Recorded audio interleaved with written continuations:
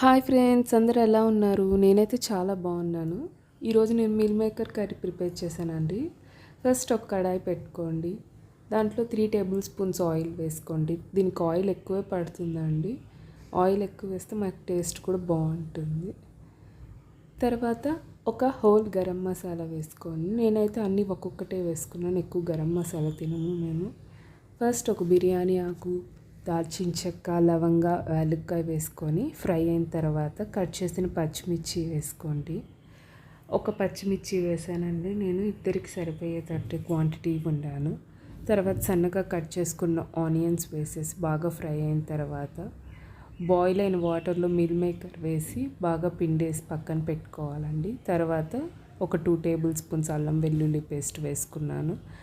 అవి ఫ్రై అయిన తర్వాత టమోటాస్ వేసి కాసేపు లిడ్ క్లోజ్ చేసి తర్వాత మళ్ళీ ఓపెన్ చేసి బాగా కలుపుకుంటూ ఉండాలి. ఉప్పు, కారం, గరం మసాలా, జీలకర్ర పొడి, ధనియాల పొడి అన్నీ ఒక్కొక్క టేబుల్ స్పూన్ వేసుకున్నాను. మీకు సరిపోయేటట్టు వేసుకోండి. బాగా మిక్స్ చేసిన తర్వాత మిల్ మేకర్ మనం మిక్సీలోకి వేసుకుని గ్రైండ్ చేసుకొని పక్కన పెట్టుకోవాలి. ఆ పొడిని మిల్ మేకర్ని మనం దీంట్లో వేసేసి మళ్ళీ బాగా కలిపేసుకోవాలండి. చాలా బాగుంటుంది మిల్ మేకర్. మంచి ప్రోటీన్, హెల్త్కి కూడా మంచిది. ఎప్పుడైనా వీక్కి 1 టైం తప్పకుండా ట్రై చేసి తినండి, చాలా మంచిది. తర్వాత కస్తూరి మేతి తీసుకొని కస్తూరి మేతి నలిపేసి బాగా వేయండి.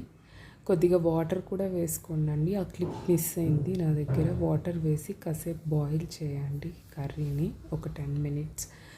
తర్వాత లాస్ట్లో సన్నగా కట్ చేసిన కొత్తిమీర కూడా వేసి గార్నిష్ చేసేసుకోండి. అంతే, మిల్ మేకర్ కర్రీ రెడీ.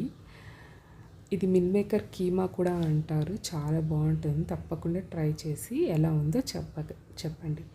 నా ఛానల్ మీకు నచ్చినట్టయితే like, share and subscribe to my channel.